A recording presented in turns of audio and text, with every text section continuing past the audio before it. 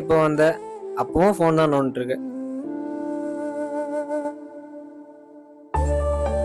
உங்க தேவைக்காக இந்த ஃபோனை உருவாக்கக்கூடிய ஞானத்தை கொடுத்ததே நான் தான். ஆனா இந்த ஃபோனை வச்சு எனக்கு பிரியமில்லாத காரியங்கள் நிறைய செய்றீங்க. கடைசியில இந்த ஃபோனை ஒரு விக்கிரகமாவே மாத்திட்டீங்க. என் மேல அன்பு காட்டுறதை விட இந்த ஃபோன் மேல தான் அதிகமா அன்பு காட்டுறீங்க.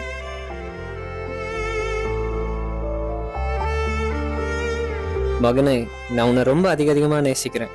அப்படி நேசிச்சதுனால தான் பரலோகத்தையே விட்டு இறங்கி வந்தேன். தெய்வ சாயலை விட்டு மனித சாயலுக்கு வந்தேன். மனுஷ சாயல் ஆனதுக்கு அப்புறம் என்னை காரி துப்புனாங்க.